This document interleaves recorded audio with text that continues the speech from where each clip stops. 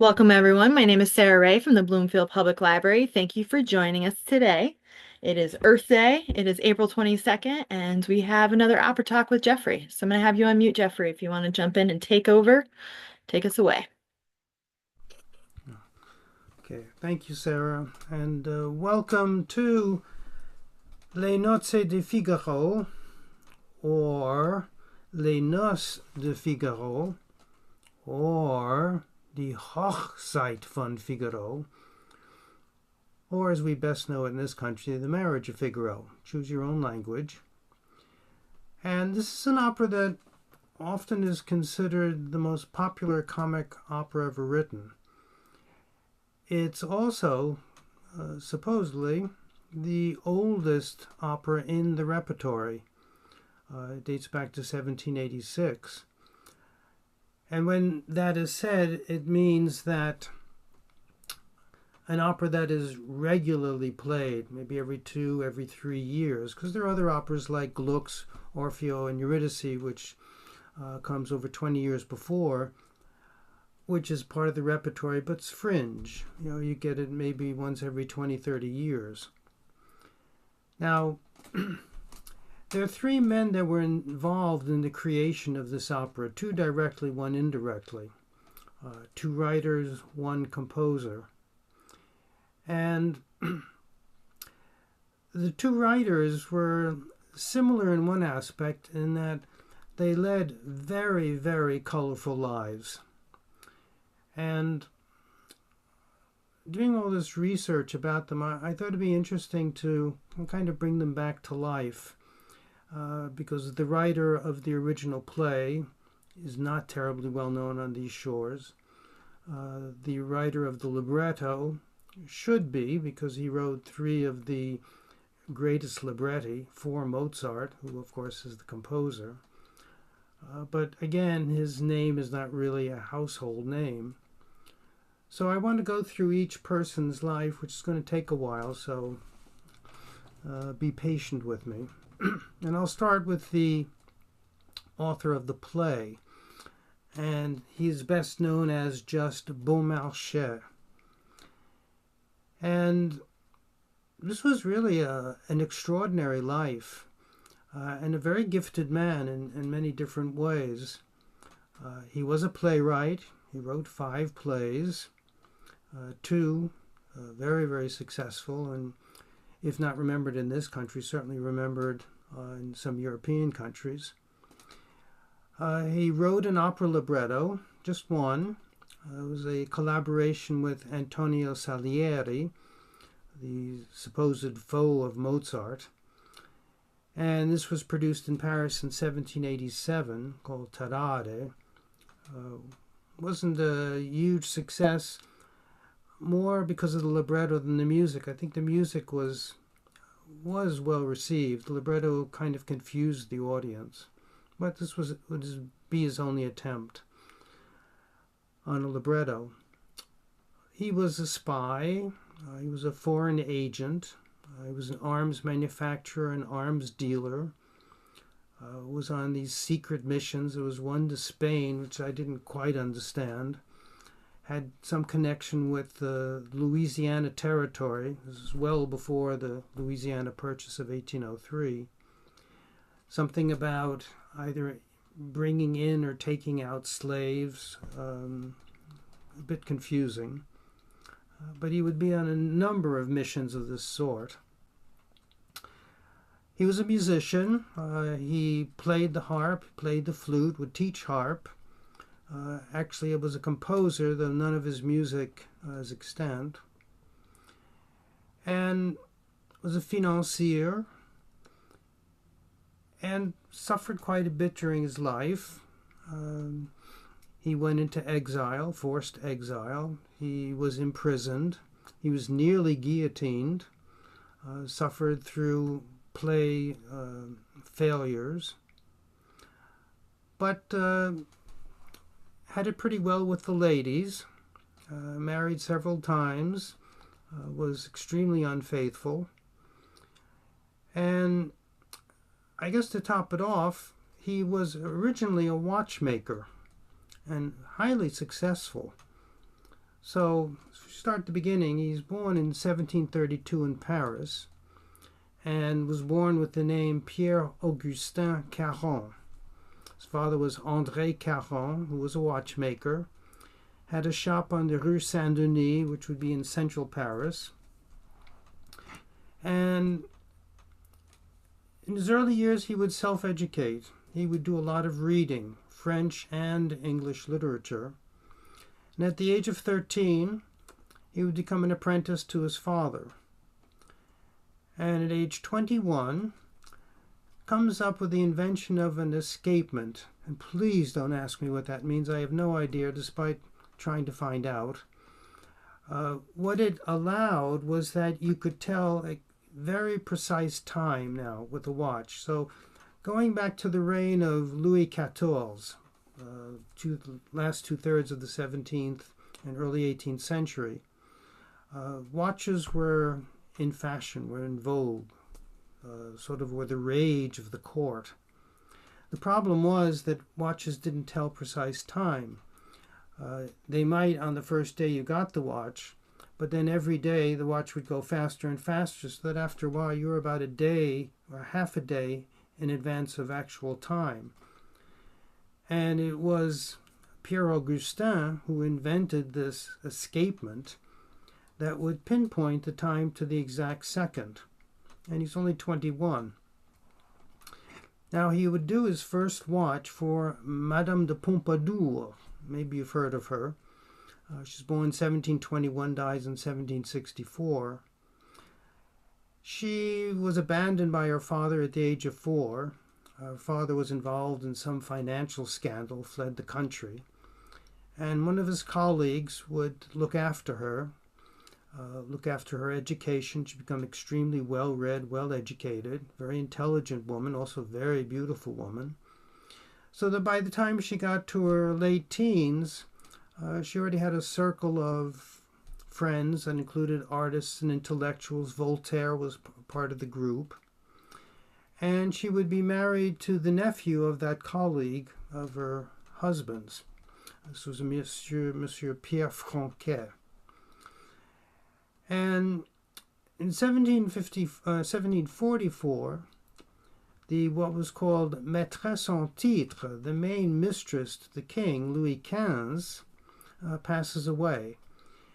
And he already had his eye on Madame de Pompadour, being a beautiful woman, and like the king, very passionate about the arts. And she would become the new maîtresse en titre. And there's some debate as to how much influence she exerted on the king. Apparently she had some influence in terms of internal and external affairs, foreign policy, etc. Certainly in the arts she had an influence. Her reign didn't last very long. Apparently she was quite sickly, and there would be other mistresses after her, and she would die rather young, as I said, in 1764. So anyway, she's going to be the owner of the first ring. It was a ring watch, and these watches were not only sought after because it was nice to be able to tell time, but because of their ornamentation. The more ornamentation, the better. And at court, everybody saw this watch, and they all wanted watches like it, included the king. And so Pierre Augustin now has an entry to court, is going to become horologist to the king. Well, we come to the spring of 1755, and he has a visitor in his shop, one Madame Aubertin, a very attractive woman, and she was, I guess you could say, desperate to meet him. She'd seen him at court. He was tall, slender, rather handsome, and she wanted to meet him. And from that meeting is launched an affair. Of course, she's married. And her husband had a title at court, which was the controller of the king's victuals, which was absolute nonsense. Louis XV, when he needed money, would sell these unimportant positions just so he could have some more money. And the husband of Madame Aubertin decided, well, why not? And I mistakenly gave the name, I'm sorry, of Madame de Pompadour was not the wife of Francais. That Francais was the husband of Madame Aubertin. It was Charles Lenormand d'Étiolles was the husband of Madame Pompadour. We're going to get back to him a little bit later. I had to straighten that out, sorry. So she's having this affair with Beaumarchais. I'm sorry, he's still Pierre Augustin. And in January of 1756, she's able to convince her husband to give up his post so that Beaumarchais can have the post and have an even better entry to court. And that becomes official in January. And then 2 months later in March, very conveniently, Monsieur Francais passes away. And by the end of the year, Madame Aubertin and Pierre Augustin are going to get married. And once married, he's going to take the name of Beaumarchais. This was the name of a house that was named after its owner, and this was situated in Alsace to the east, and it had been bought by Monsieur Francais. So now he is Pierre Augustin Beaumarchais, but he still wants that nobility title, the de Beaumarchais. That's going to be a great goal of his. Well, this is not a very happy marriage. As I said, he was a philanderer, and she becomes this rather jealous, irritable, unpleasant woman, and she had every right to be so. And then she passes away at the end of 1757.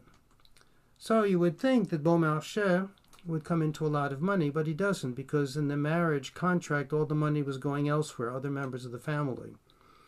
So he's quite destitute, and yet wants to maintain his high style of living at court.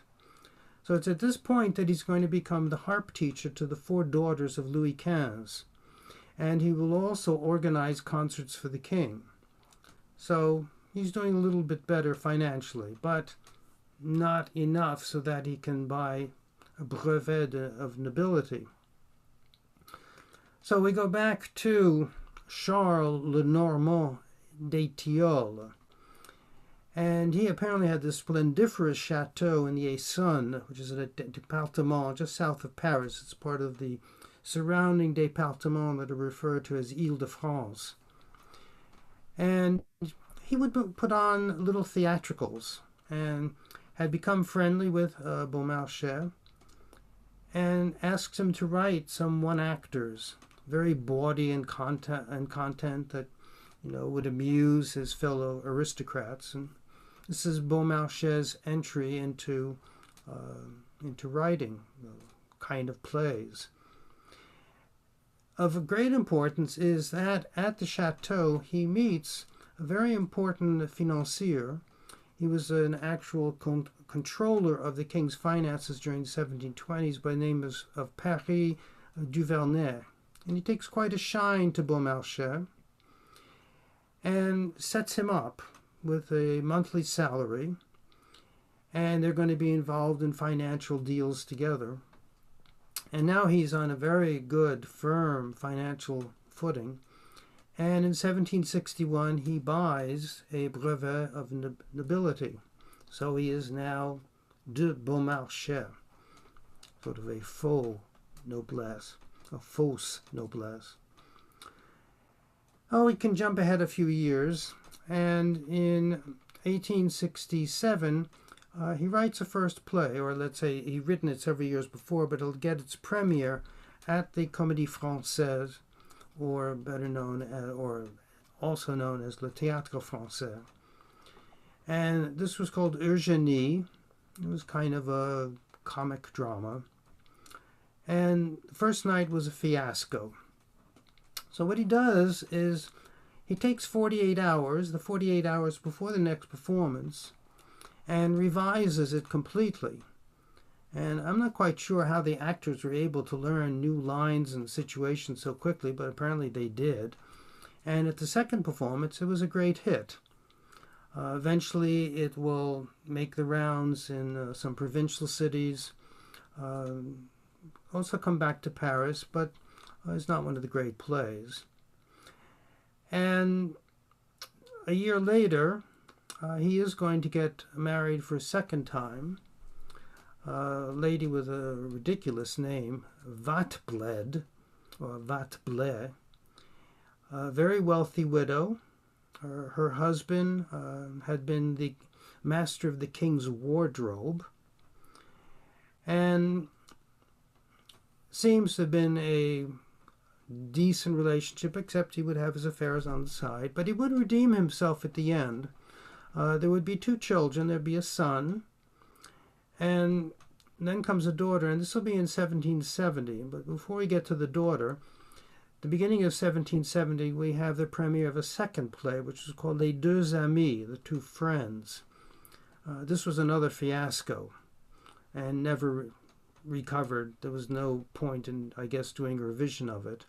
It was so bad that on one billboard it would say, Les Deux Amis, its author who doesn't have any.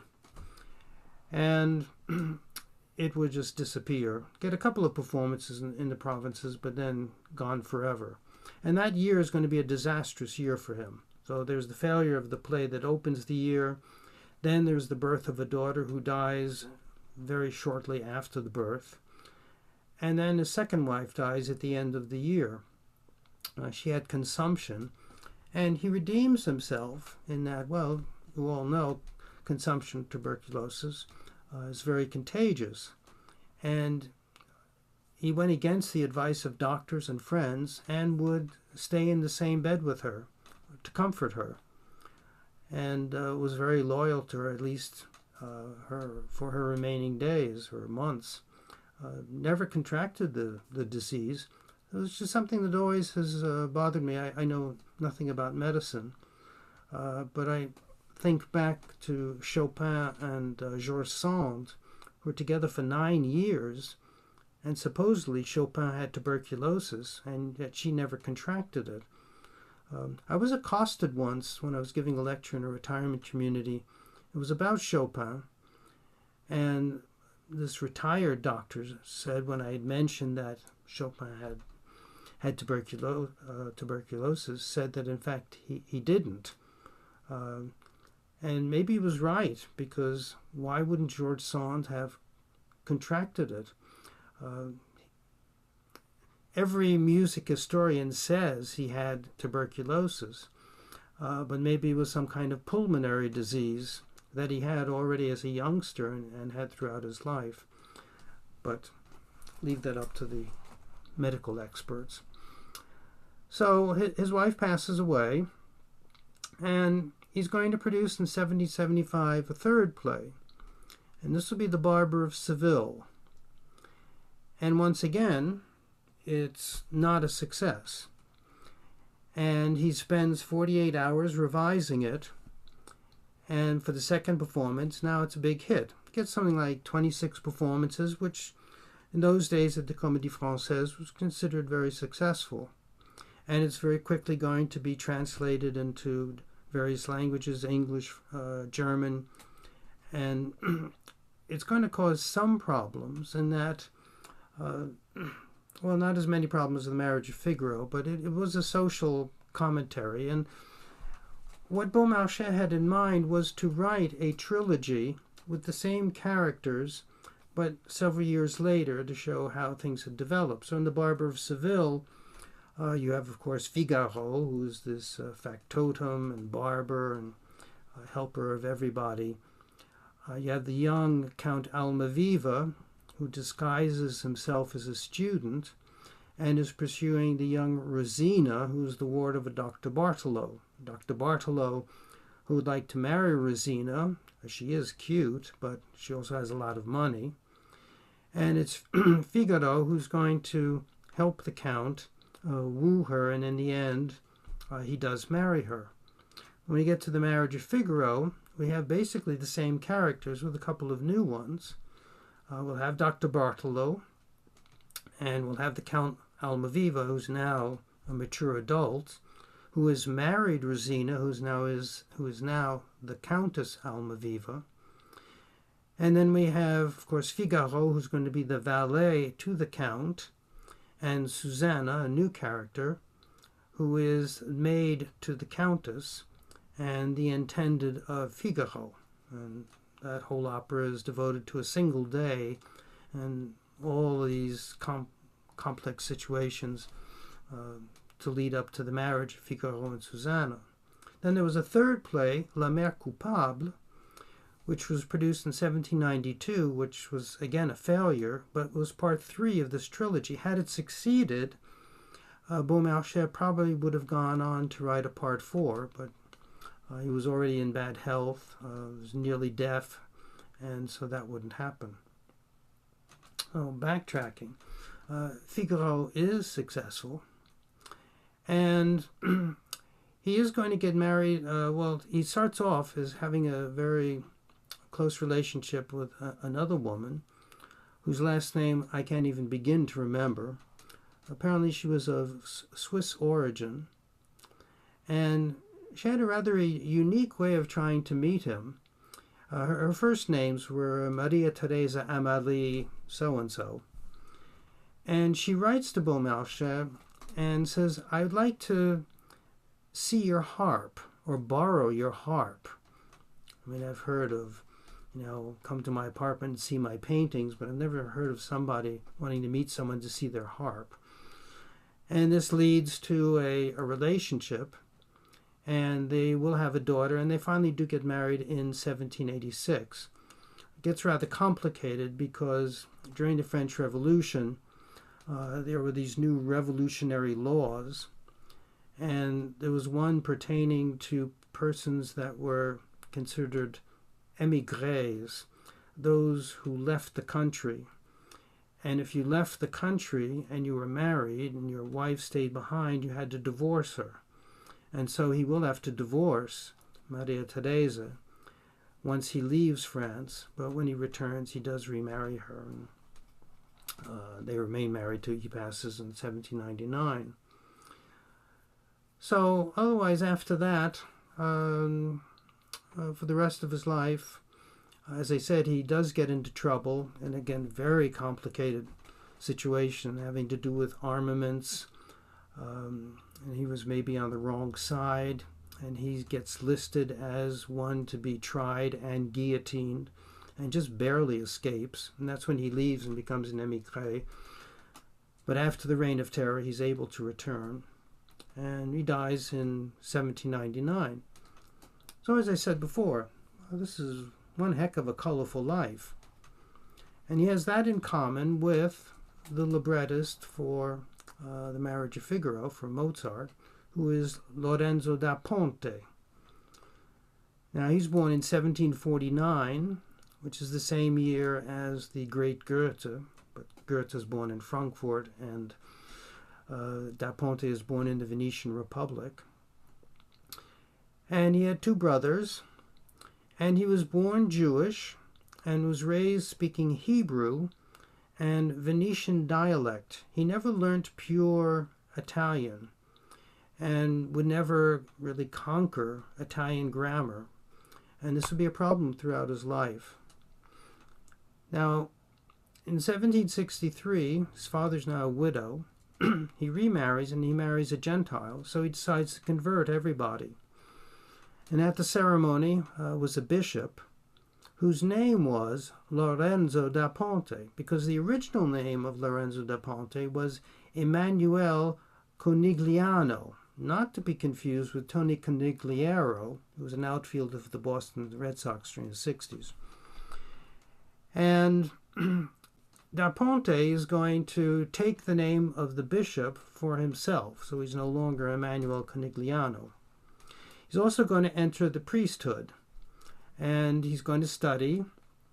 In the 1770s, already teaching in seminaries, and he's ordained in 1773 and has the title of abbé. But he's very similar to Franz Liszt, who was also an abbé, in that he was a skirt chaser, much like Beaumarchais, though he had a predilection for married women. and this is going to get him into trouble.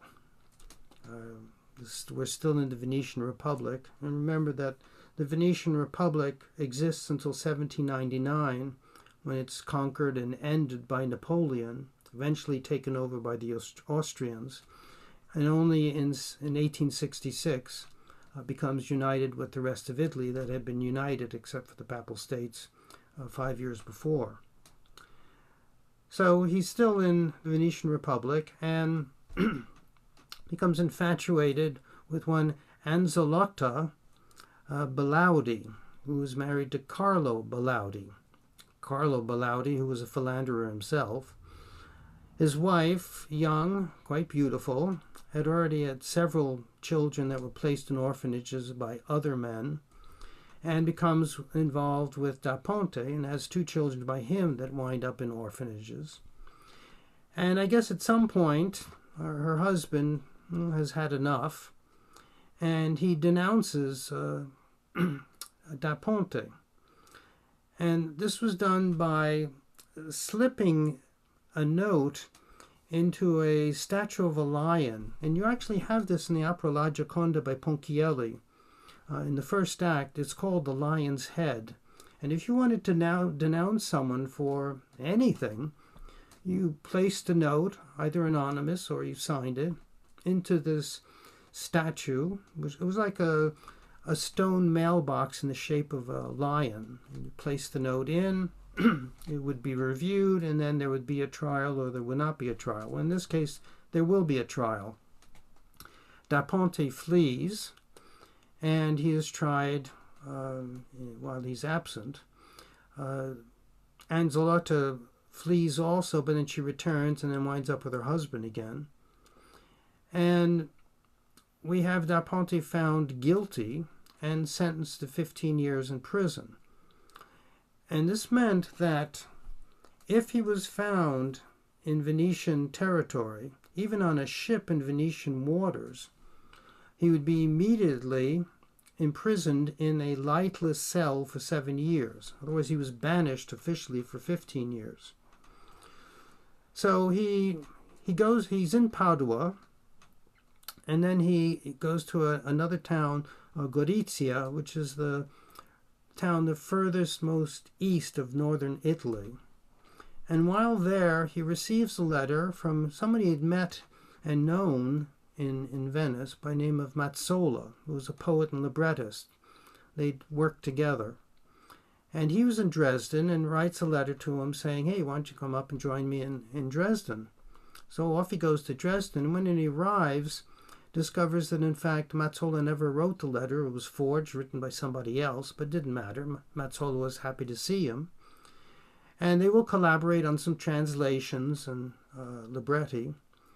And Mazzola gives him a letter of introduction to Antonio Salieri, who's now at the court, the imperial court in Vienna.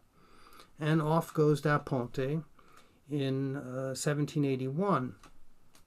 And just in time to meet Pietro Metastasio, who was the most important librettist of the 18th century. He was born in 1698, died in 1782, and he was the court poet of the Emperor of Austria. He wrote some 27 libretti, not a huge amount, it was a good amount, but those 27 were converted into some 300 different operas, and so he dominates opera of the 18th century. So Da Ponte gets to meet him, and at this point, ruling Austria is Joseph II. If we backtrack a little bit, we have the Emperor of Austria and the Holy Roman Emperor, same person, Francis Stephen or Francis I, married to Maria Theresa. And he passes away in 1765, and Maria Theresa becomes Empress, not Holy Roman Emperor, or Holy Roman Empress, that never existed, I believe. And she's going to share the throne of Emperor with her son Joseph II, until she passes away in 1780, and now he's Holy Roman Emperor as well as Emperor of Austria. Now, this is a man who loved the arts. He's been labeled a enlightened despot, was a reformer, wanted to reform the educational system in Austria, was in favor of the emancipation of serfs, etc., etc. And musically, his tastes were not for German opera, but for Italian comic opera, opera buffa. And so, when he's going to come to power, he's going to establish an Italian opera buffa company in the Burg Theater. Now, you had two main imperial theaters in Austria. One dates from 1709, the Kärntnertor Theater, which is impossible to pronounce, where opera is going to be done throughout the 18th and 19th centuries. Maybe even more important is the Burg Theater, B-U-R-G, which is opened in 1741. It had been built out of a former tennis court, and it would also offer concerts, and mainly your audience is the aristocracy and higher-ups. And it's at the Burg Theater that Joseph is going to form this Italian opera company. And it's going to open in 1783. Da Ponte writes a libretto for Salieri, and he's going to become the court poet of the Burg Theater, the Italian poet, and be there until 1791. And during that period, he writes over 25 librettis. Very, very busy, very productive. But he's going to get into trouble again. He becomes involved with a soprano who's referred to as La Ferrarese, there we go, from Ferrara, Adriana Del Bene, also married to Luigi Del Bene, who apparently didn't care. And apparently she wasn't very attractive and didn't have a very good figure. Joseph would even say about her that she was rather ugly. But Da Ponte fell in love, he says, with her eyes, her lips, and her voice, and apparently she wasn't that great a singer either. But he would champion her at court and try to have her used in productions. And in fact, she will premiere one of the roles in Così in 1790. But this is going to be a bit scandalous at court. And she had other rivals who were the mistresses of other important people, like Salieri had a mistress who was also a soprano. And so there's going to be all these intrigues at court. Vienna was famous for this. And Joseph passes away in 1790 and is succeeded by his brother Leopold II, who's just about had it with Da Ponte and Del Bene. And so Da Ponte is dismissed. And he lingers in Vienna for a year, and now he gets married, and this is to an English woman by the name of Anne Nancy Grahl, G-R-A-H-L. And they're going to have 4 children, over the space of time, of course. And they leave Vienna in 1792, and they make a stop in Paris. And I would have thought that Da Ponte might have tried or wanted to meet Beaumarchais, but apparently this never happened. And he doesn't stay very long because Paris was politically very unstable. And they go off to England. And in England he tries to revitalize his libretto career. Works a bit at the King's Theatre, makes a trip to Brussels. Nothing really succeeds. Nancy's family settles in America, so either she goes for a year's vacation to be with them, or she just wants to leave Da Ponte, we're not quite sure what or which, and off she goes to America with the kids. Da Ponte is running up debts, and they're banging at his doors, so that by 1805 he decides to leave for America and takes the good ship Columbia and arrives in Philadelphia, where he thinks his wife is, but in fact she's in New York. But when in Philadelphia, lo and behold, he opens a grocery store. Here we have one of the great librettists of the 18th century, and he's a grocer. Eventually he's going to move to New York and meet up with his wife again. And he also becomes very much interested in importing Italian culture and furnishings. particularly books. And in 1825, he's still around, he becomes honorary professor of Italian at Columbia, its first professor of Italian, and keeps that position until his death in 1838. Also, he's involved in bringing Italian opera to New York, which had not heard a performance of an Italian opera previously. And this is by the Garcia family, comes from Paris.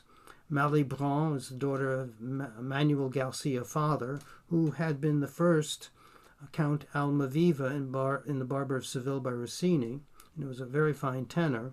And then his son, Manuel, who was a baritone, also in the family, but she's much too young to perform, is Pauline Vialdo Garcia, who was one of the great mezzos of the 19th century, but at this point she was only 6 years old. But Malibran will perform.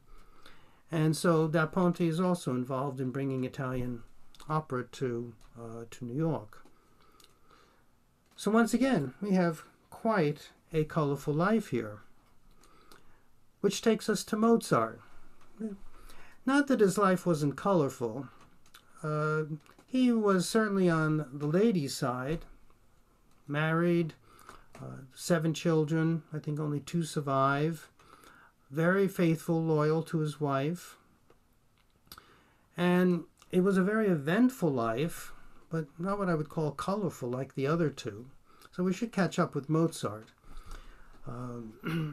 He's born in 1756, born in Salzburg, as you probably know, phenomenal child prodigy. And up until 1779 and starting in 1763, he's going to spend a lot of time on the road. At first, tours that are arranged by his father Leopold, and that would be beginning in 1763. They start in Vienna and then they do cities in southern Germany, Low Countries, Paris, spend a year in London, a 3.5-year tour for this, in essence, little kid. And then there's the return to Salzburg. And in Salzburg, he's going to work for 2 different archbishops. And he gets his first position at the age of 13, a Concertmeister, a violinist in the orchestra of the archbishop. This is unpaid, but with the promise of his being paid later on. Now, Mozart, even at this age of 13, was a staggering talent. This is way beneath him to be a violinist in the orchestra and to be amongst musicians who couldn't come close to his talents. I mean, think of it. At the age of 4 or so, he could tell when a player was a quarter tone off. He's 4. Quarter tone, what does that mean? Look at the piano keyboard. You have a white key, you have a black key. The distance between those two is a half tone. He's hearing something in between that. And now he's got to play amongst these musicians that weren't terribly good and put up with their bad intonation.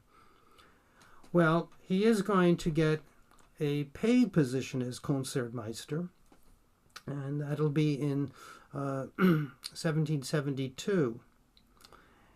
And of course he hates this work. And another thing to keep in mind, Mozart, of course, extraordinary composer, but he was also the greatest conductor of his day. He was probably the greatest, or tied for greatest pianist of the day.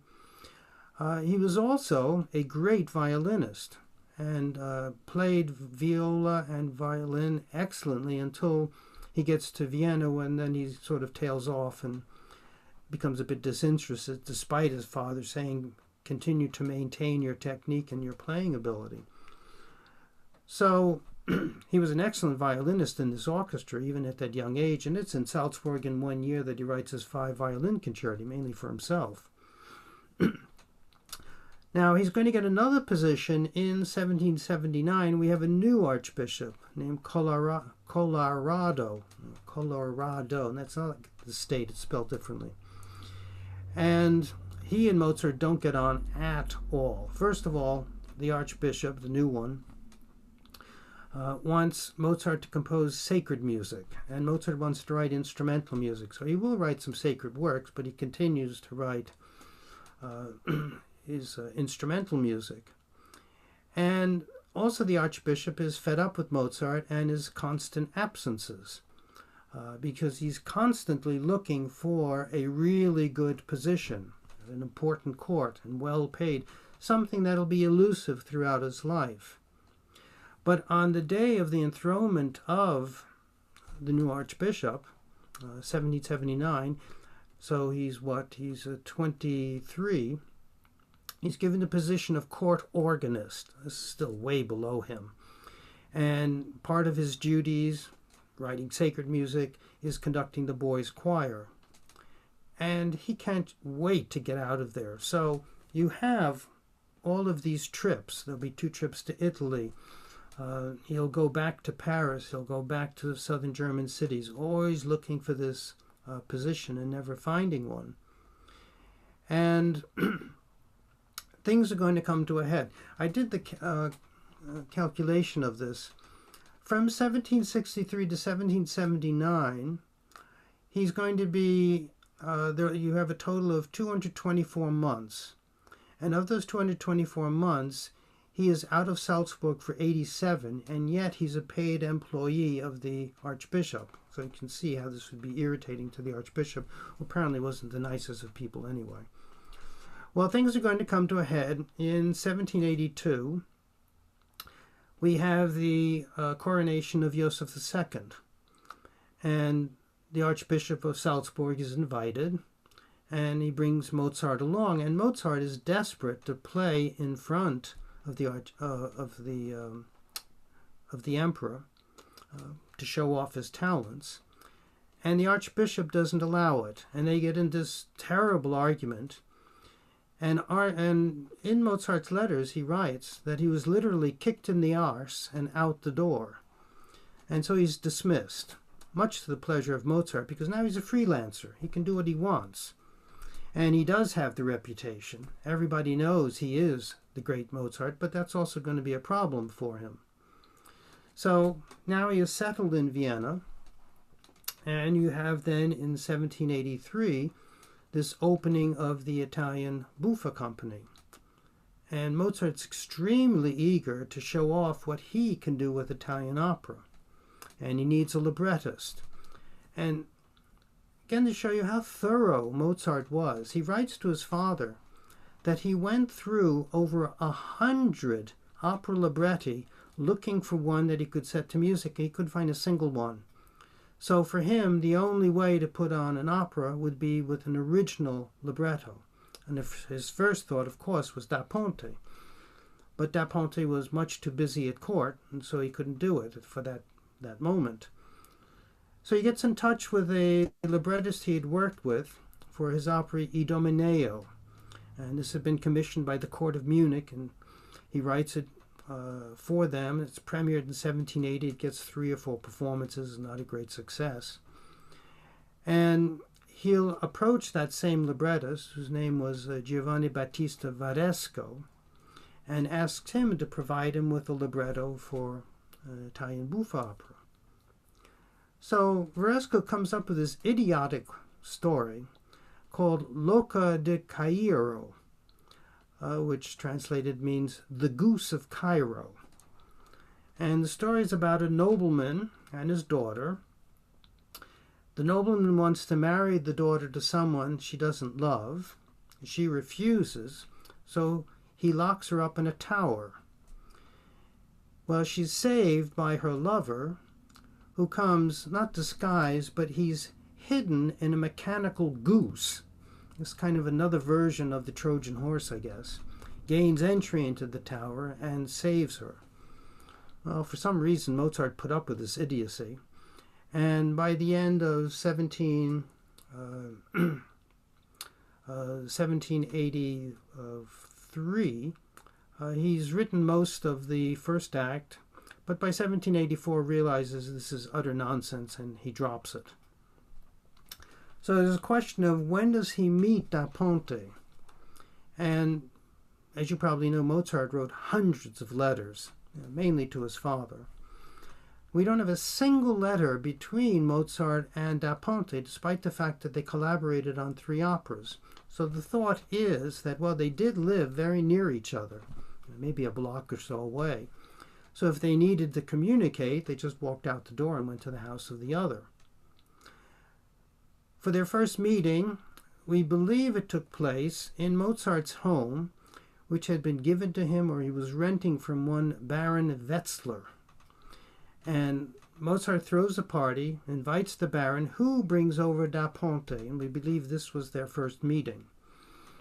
And as I said, at that moment, Da Ponte was too busy, but eventually he can free up some time, and they're going to discuss the project of Marriage Figaro.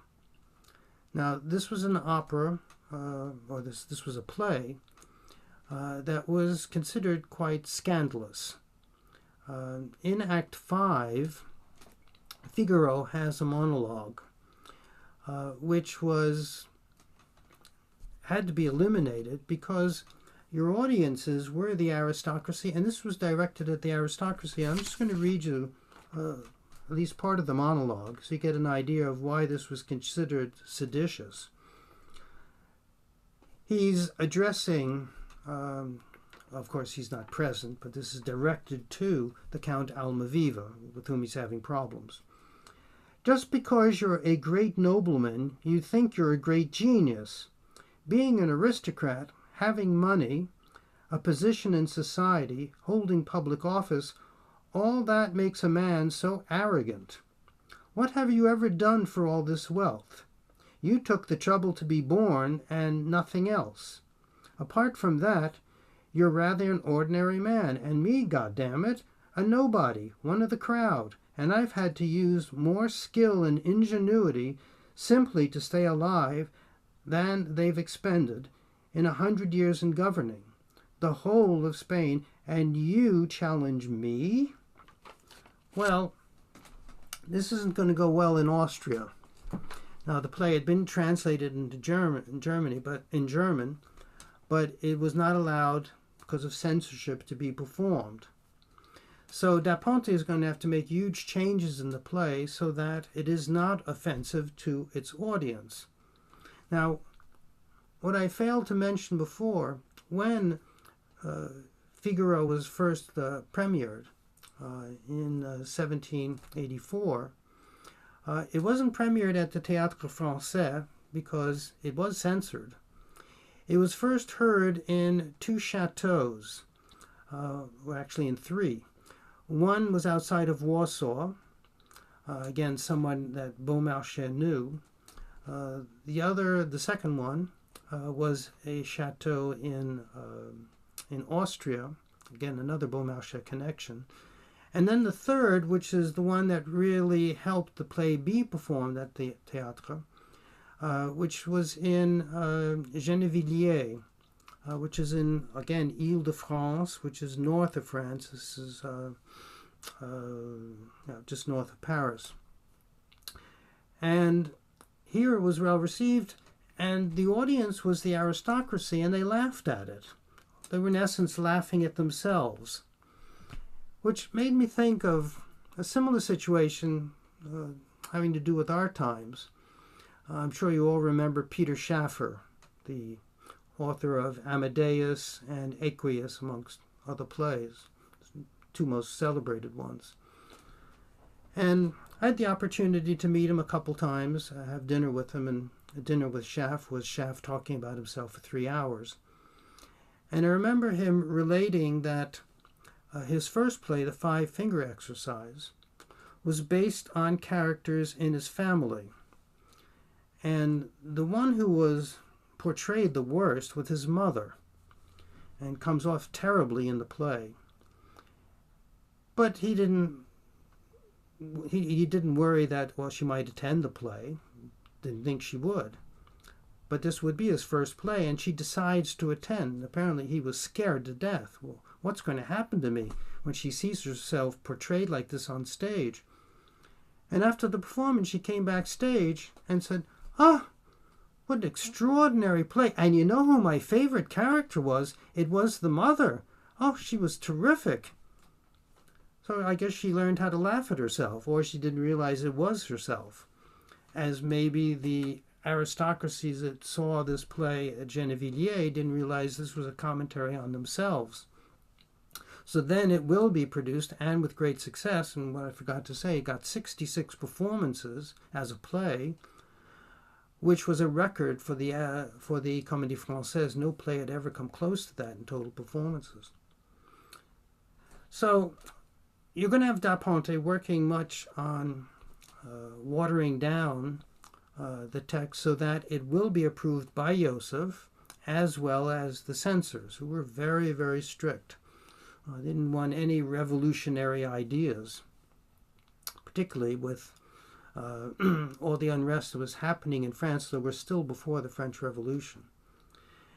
And then there's going to be the problem of mounting. Now, the opera. Mozart wrote this very quickly, about 6 weeks. So we're talking about the summer of 1785, completes it by mid-autumn or so. Then you're going to have the problems with the censors. And also you're going to have intrigues at court, because you did have a group of Italian composers led by Salieri, who were jealous of Mozart because they knew how gifted he was and how, in comparison, untalented they were. And they were trying to prevent performances. Now, there was a Count Rosenberg, who was one of the directors of imperial theaters, who, in fact, during rehearsals, would refuse to have a dance sequence in one of the acts of the opera. And this was to discourage Mozart. Now, Joseph, who was attending rehearsals, saw that the dance scene was eliminated, and he insisted that it be put back in. So the opera was whole once again. But this is the type of thing that Mozart was up against. But there finally will be a performance on May 1st, actually very fitting, May 1st, that great socialist holiday. And Mozart would conduct the first performance from the keyboard, so he would accompany all the recitatives. He had an excellent cast, because there are some stories that the singers didn't sing well, but it was an excellent cast. The performance was well done. And the reaction by the audience was very favorable. Many, many numbers had to be encored, and to the extent that there were so many encores that the opera was doubled in length, which didn't please Joseph, and he would send out an edict for the next performance saying only arias could be encored, not ensemble numbers. So there were a couple of arias that would be encored. Mozart again conducting from the keyboard, and then for the third performance it would be one Joseph Weigel who would take over. The opera would only get 10 performances from May until December. 9 official performances at the Burg Theater, 1 unofficial performance that was requested by the imperial family and took place at their Palais Luxembourg, not Luxembourg, which was their summer residence. It was on the edge of the Vienna woods. So only 10 performances, and then the great question, well, if it was being well received by the public, what happened? Well, in part, some of the cast had left the Burg Theater to go to London. And then there was another opera. This was written by actually a Spaniard, but an Italian opera buffa called Una Cosa Rara. And this was a phenomenal success in Vienna and literally wiped Figaro off the boards. And there won't be a revival of it until 1789. And then it'll get some 28 performances, be well received. And prior to that, it had already been performed in Italy. In 1812, it comes to London, makes its Met debut in 1894, so that'll be the 11th season of the Metropolitan Opera. And from 1894 until 1987, gets 211 performances over the course of some 37 seasons, which makes it a true repertory opera every 3 years or so. But it's an opera that's been increasing in popularity throughout the decades. And I came across a table which listed Marriage of Figaro, Don Giovanni, and Così fan tutte. And Così we can forget, because Così doesn't come into its own until the 20th century. It only comes to the Met around 1920. But the other two operas were popular operas during the 19th century. First, Don Giovanni was the more popular of the two, and this person did it by decade, starting in 1800, and gave a list of performances, or performance numbers, in 9 cities, Prague, Vienna, and 7 German cities. And at the beginning, Figaro would have about 119 performances that first decade, 1800 till 1810. You'd have 1 or 2 years where it would dip a little bit, but then it starts to gain momentum, so that by 1960 to 1970, it's getting 574 performances in just those 9 cities, and that's way ahead of Don Giovanni. So it is a very popular opera. Now, as for the plot, it's terribly confusing, and I'm not going to go into it, and we're running out of time anyway, and I haven't played any music, and I've been a blabbermouth, and I apologize. But I tried to understand all the details, and I got through Act 1, but somebody wrote, and I think this sums it up very, very well, that Figaro is simple in outline, but complicated in detail. There's so many details that you can easily go online and read the libretto. I thought to know a little bit about the background of the opera was something you wouldn't get a chance to know. So I thought we would, because we're ending, we would start with the beginning of the opera and listen to the overture, which is one of the great overtures. I thought I'd read somewhere, and I can't find it, that he wrote it in 2 days. He certainly wrote it very quickly, but that's Mozart. So here's the overture, which sounds very familiar. The opera has a subtitle as La Folle Journée, the crazy day. As I said, this all takes place in 24 hours, and there is so much happening with so many characters. It is a crazy day and a crazy plot. Here we go.